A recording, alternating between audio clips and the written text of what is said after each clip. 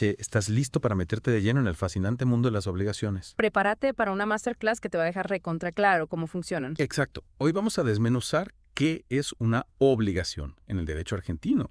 Esos acuerdos legales que, aunque no lo creas, están presentes en tu día a día. Tal cual, desde comprar un café hasta firmar un contrato de alquiler, obligaciones por todos lados. Para entenderlo mejor, vamos a empezar desde cero. Primero, vamos a ver qué es exactamente una obligación.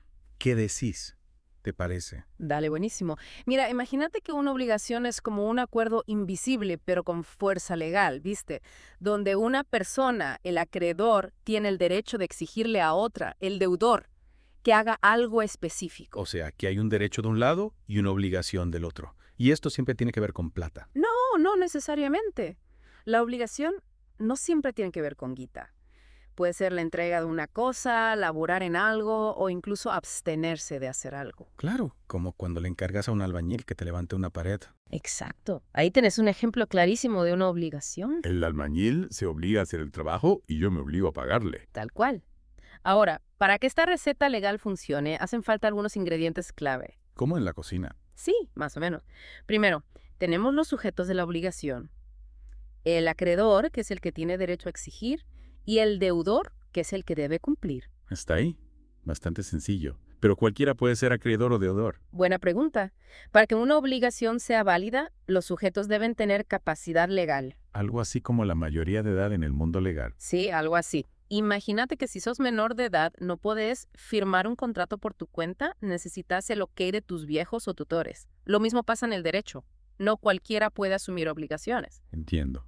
Entonces, además de los sujetos, ¿qué más necesitamos para nuestra receta? El segundo ingrediente clave es el objeto, que es la acción que se debe realizar. Ojo, no confundas el objeto con la cosa en sí. Por ejemplo, si compras un auto, el objeto no es el auto en sí, sino la acción del vendedor de entregarte el auto y la tuya de pagarle. O sea que lo importante es la acción, el compromiso de hacer algo. Y cualquier acción puede ser el objeto de una obligación. No, no cualquier cosa. La acción debe ser lícita, posible y determinada o determinable. O sea, Lícita significa que no puede ir en contra de la ley. Por ejemplo, no puedes obligar a alguien a chorrear un banco. Posible significa que se puede hacer en la realidad. No puedes obligar a alguien a volar sin alas. Y determinada o determinable significa que debe estar bien claro qué se debe hacer. O al menos debe haber una forma de definirlo en el futuro. Claro, si no hay claridad sobre qué se debe hacer, la obligación sería un quilombo. Exacto. Imagínate que le decís a un pintor, pinta mi casa, pero no le decís de qué color. El pobre tipo no sabría qué hacer. Tienes razón. Entonces ya tenemos los sujetos, el objeto. ¿Qué nos falta? Nos falta la causa, que es el tercer ingrediente de la receta. La causa es la razón por la que existe la obligación. Por ejemplo, la causa de la obligación del vendedor de entregarte el auto es el contrato de compraventa que firmaron. O sea, la causa es como el por qué detrás de la obligación. interesante. Y el último ingrediente, ¿cuál sería? El cuarto ingrediente es el vínculo jurídico, que es el lazo legal que une a las partes. Es como la firma invisible que le da validez a la obligación. Sin vínculo jurídico, la obligación no tiene fuerza legal. Es como el pegamento que mantiene unida la obligación, ¿no? Exacto. Imagínate que le prometes a un amigo que le vas a regalar un auto. Eso es una promesa, pero no tiene fuerza legal. En cambio, si firman un contrato de compraventa, ahí sí hay un vínculo jurídico que los obliga a cumplir. Ahora entiendo por qué es tan importante el vínculo jurídico. Bueno, ya tenemos la receta completa de la obligación. Sujetos, objeto, causa y vínculo jurídico. Pero me imagino que no todas las obligaciones son iguales, ¿no? Obvio. Así como hay diferentes tipos de empanadas, hay diferentes tipos de obligaciones. Y para entender mejor cada una, vamos a explorar las diferentes clasificaciones que existen en el derecho argentino. Me encanta la analogía. Es como si estuviéramos por probar una degustación de empanadas, cada una con su propio sabor. Exactamente. Pero antes de meternos de lleno en los tipos de obligaciones, hay un concepto clave que me gustaría que expliquemos. La buena fe. Un concepto fundamental. ¿Qué significa actuar de buena fe en una obligación? La buena fe es un principio fundamental en el derecho, no solo en Argentina, sino en casi todo el mundo. En el contexto de las obligaciones, significa actuar con honestidad, lealtad y transparencia. Es decir, no intentar engañar a la otra parte ni aprovecharse de la situación. O sea, como diríamos acá, jugar limpio. Exactamente. La buena fe implica que las partes deben actuar con rectitud, tanto al momento de crear la obligación como al momento de cumplirla. ¿Y qué pasa si alguien no actúa de buena fe?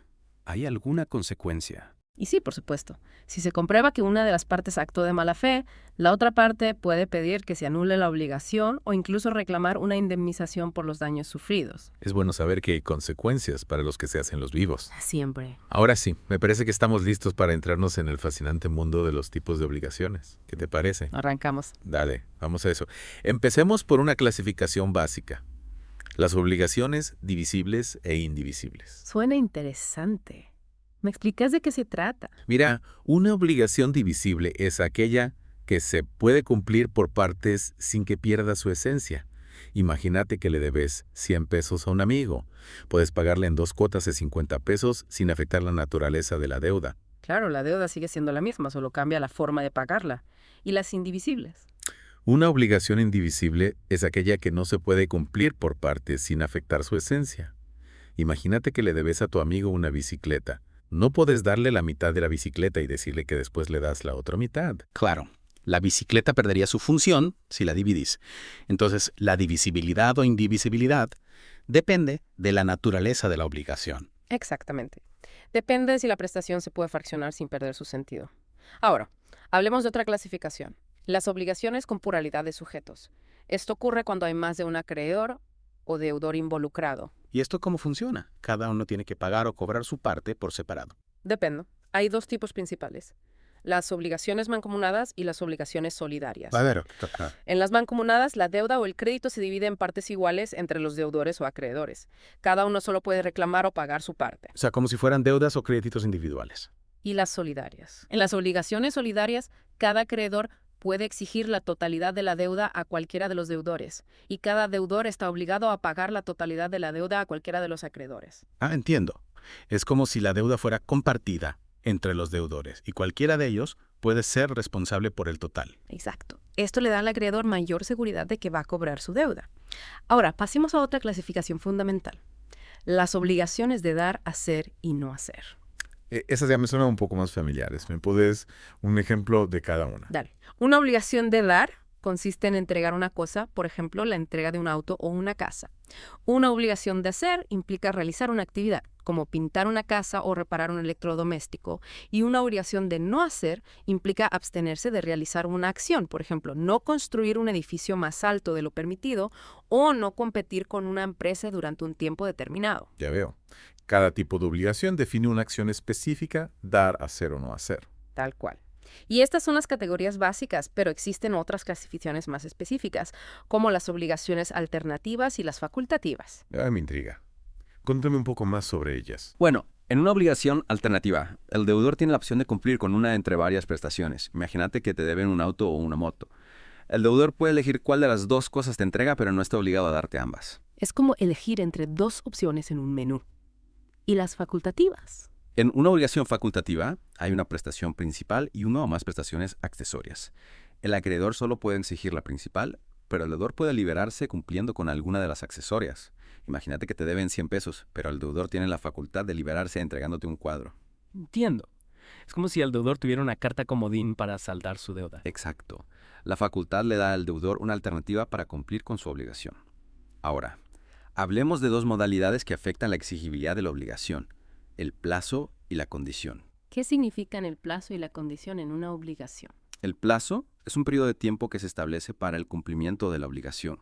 Puede ser suspensivo o resolutorio. A ver. Un plazo suspensivo retrasa la exigibilidad de la obligación hasta que llegue el plazo fijado. Por ejemplo, si te deben entregar un auto el 1 de enero de 2024, no puedes reclamar la entrega antes de esa fecha. Es como una fecha límite para cumplir con la obligación. Y el resolutorio. Un plazo resolutorio pone fin a la obligación cuando llega el plazo establecido. Por ejemplo, si alquilas una casa por un año, la obligación de alquiler termina automáticamente al finalizar ese año. Es como una fecha de caducidad para la obligación. Sí, algo así.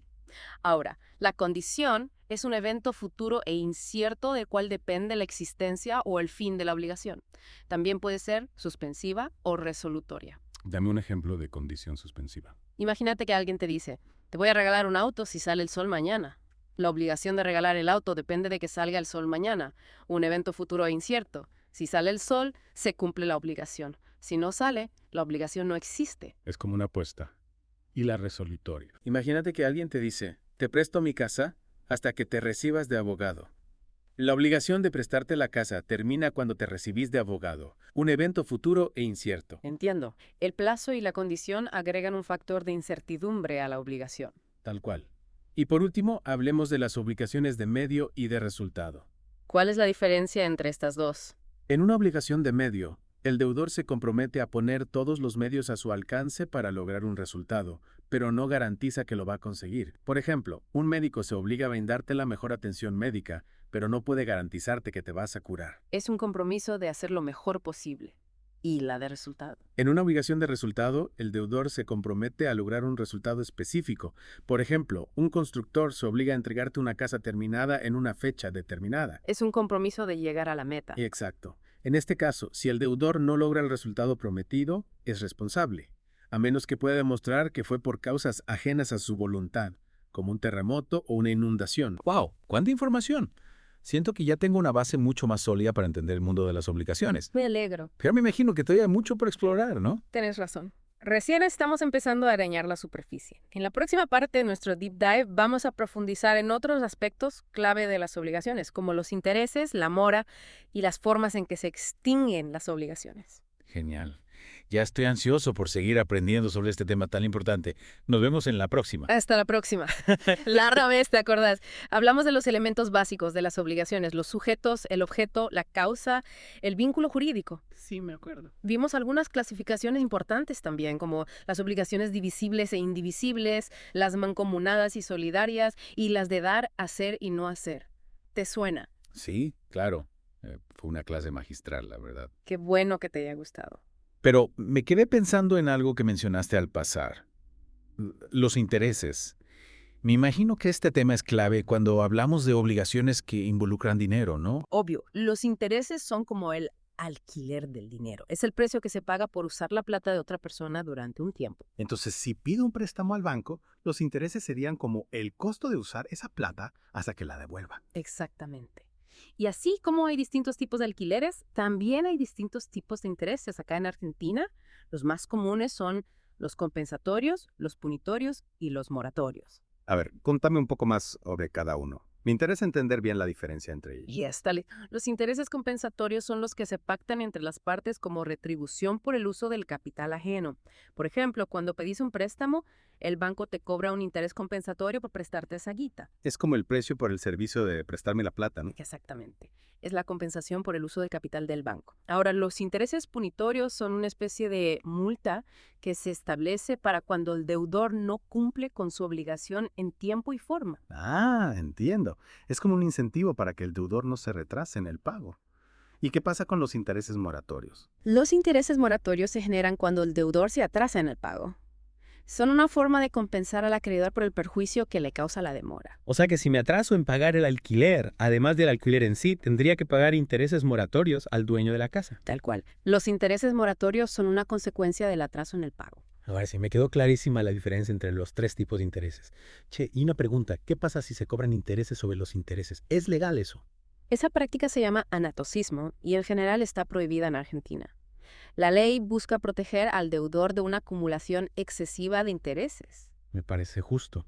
¿No sería bueno que la deuda crezca sin control por culpa de los intereses? Exacto. Hay algunas excepciones a la prohibición del anatocismo, pero están reguladas por ley y deben cumplir con ciertos requisitos. Bueno, ya hablamos de los intereses. Pasemos a otro tema que me genera curiosidad. La mora. ¿Qué significa estar en mora en una obligación? La mora es el retraso culpable en el cumplimiento de una obligación. Es decir, se produce cuando el deudor no cumple con su obligación en tiempo y forma, y ese retraso es por su culpa. O sea que no es simplemente llegar tarde, sino que tiene que haber una responsabilidad del deudor por el retraso. Exacto. Para que haya mora, el deudor debe ser imputable del retraso. Por ejemplo, si el deudor no pudo cumplir con la obligación porque hubo un terremoto que destruyó su fábrica, no se le puede imputar la mora. Claro, en ese caso sería un evento de fuerza mayor, ajeno a su voluntad. Tal cual. Pero si el deudor no cumple porque se fue de vacaciones y se olvidó de pagar la factura, ahí sí se le puede imputar la mora. Entiendo. La mora no es un concepto automático, sino que depende de las circunstancias. ¿Y qué consecuencias tiene estar en mora? La principal consecuencia es que el deudor debe reparar los daños y perjuicios que haya causado al acreedor por el retraso.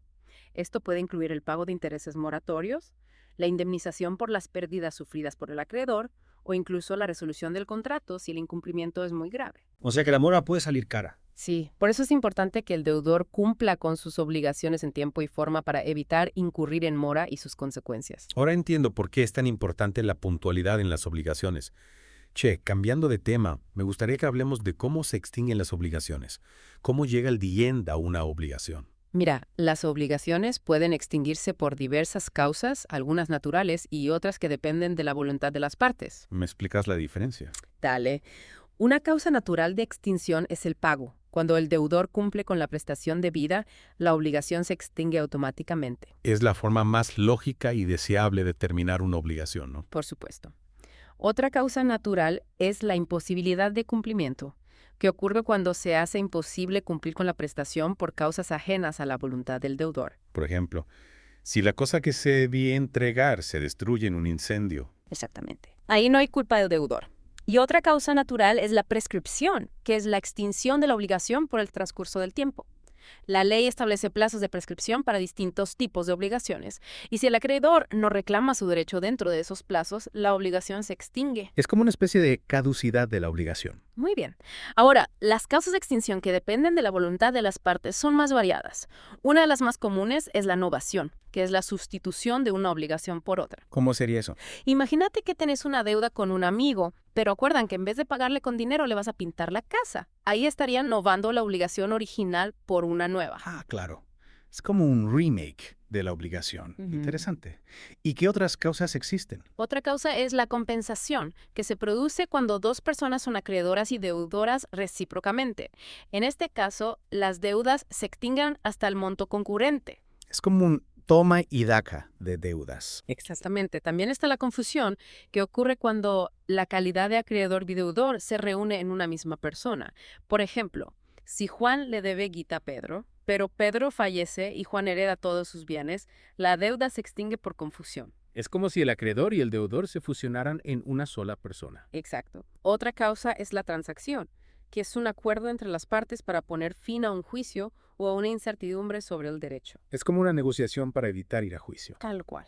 Y por último, tenemos la remisión de la deuda, que es el perdón de la deuda por parte del acreedor. Qué bueno que existe esa posibilidad. Sí, la remisión puede ser total o parcial y debe ser expresa o tácita. Bueno, ahora entiendo que hay muchas maneras de llegar al the end de una obligación, ya sea por causas naturales o por la voluntad de las partes. Exactamente.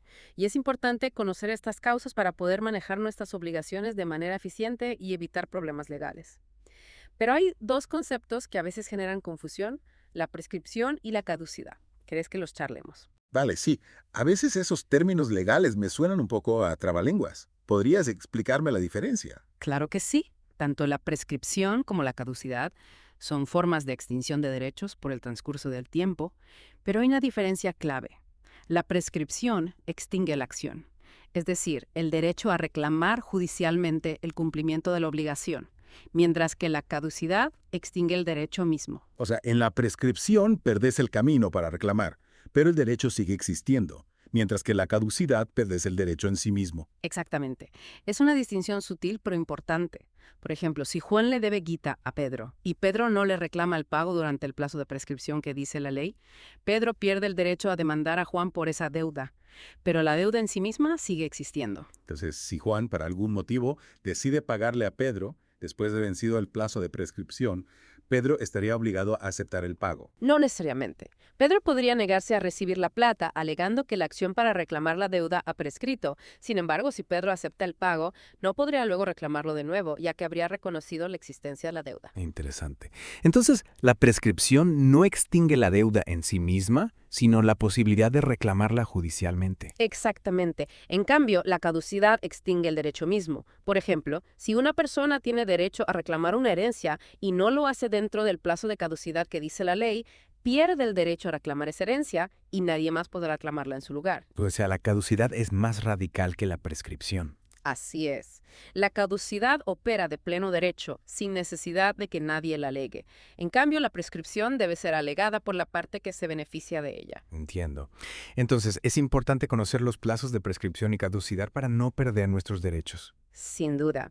Y con esto creo que hemos cubierto los aspectos más relevantes del mundo de las obligaciones en el derecho argentino. La verdad que sí, me sorprendieron todos los detalles que hay que tener en cuenta sobre las obligaciones. Es un tema mucho más complejo de lo que imaginaba. Tienes razón, las obligaciones son la base de un montón de relaciones en nuestra vida y el derecho argentino tiene un sistema bien completo para regularlas. En la primera parte, si mal no recuerdo, desmenuzamos la definición básica de una obligación y vimos los ingredientes clave, ¿no? Sujetos, objeto, causa y vínculo jurídico. Exacto. Después nos metimos de lleno en el mundo de las clasificaciones, divisibles e indivisibles, mancomunadas y solidarias, de dar, hacer y no hacer, alternativas y facultativas. Un montón. Me acuerdo que me encantó la analogía con las empanadas. Sí, quedó bastante claro con eso. Y en la segunda parte profundizamos en algunos aspectos clave como los intereses, la mora y las distintas formas en que se extinguen las obligaciones, incluyendo la prescripción y la caducidad. Uf, fue un viaje intenso por el mundo de las obligaciones. Lo contraintenso. Ahora que lo pienso, me doy cuenta de que interactuamos con obligaciones todo el tiempo, incluso sin darnos cuenta. Tal cual.